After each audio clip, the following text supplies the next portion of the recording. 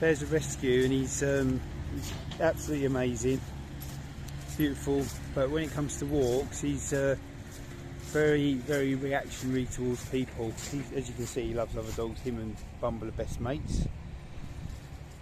But yeah, he's very reactionary. So what I've been doing today, I've been doing some distance threshold training.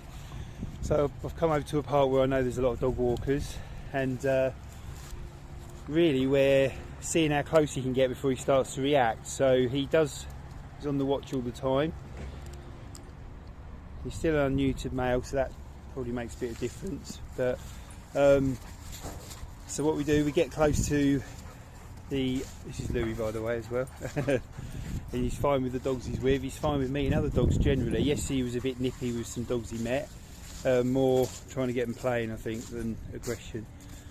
But with people, he's just very fearful, so he starts barking, gets quite agitated, goes from like a 3 to a 9 within a few seconds. So what we're doing here, we're just walking him, and I'm watching in the distance for walkers and dog walkers and just people being generally around.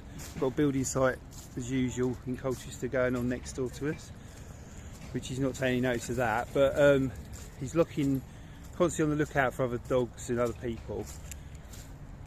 And then when we get too close, he'll then start really kicking off.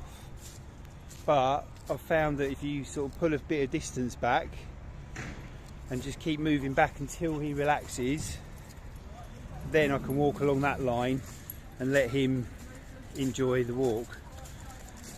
And then the idea is, over time, to gradually move closer and closer to these people until he starts to accept it. But even when he's around people like my family, he still has certain reactions. So it is definitely a people thing that he's worried about. We don't know what his past was like. But it's his future that we care about. His past is behind him now. Louis! And so there's a lady with a couple of dogs over there, and he's not seen them, so he's not reacting at all, which is really good. Seen them now. So this is generally what he does. He'll stand, because we're at a decent safe distance, he doesn't feel threatened, so he'll stand away and just have a look quite peacefully. But the minute they start to come near, he starts to feel threatened, and that's when I try and pull back, or I don't pull him, I always try and keep it loosely. I've got him on this sort of double line today at the moment. Sometimes he's on a flexi lead, sometimes he's on a much longer long line.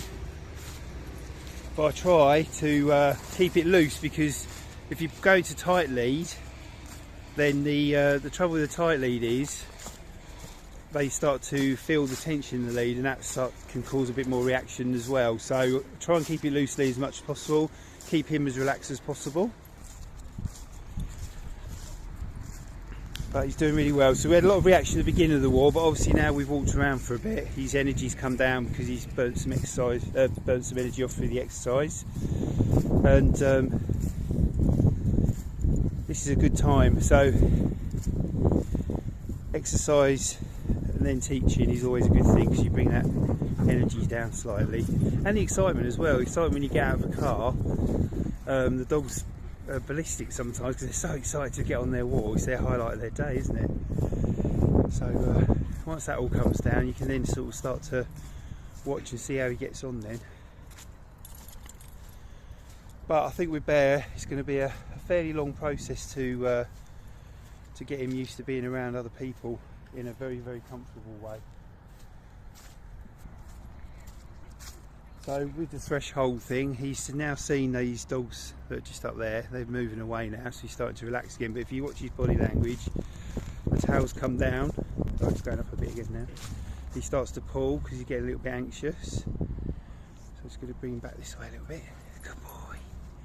Good boy. He's a clever boy, aren't you? Hey? Yes. Yes. And this way, Bear. Good boy. So I'll try and gently redirect their mind when they focus on something and they're not happy and anxious, just by pulling them back on themselves and getting to refocus on me. Really helps. Bear, come. Good boy, well done. And you can see that they engage, the tail wags, and he looks all happy. So he's having a look around now, he's a bit more relaxed. His tail's come back up a little bit. And he's got his buddy Bumble running everywhere. Hey Bumble.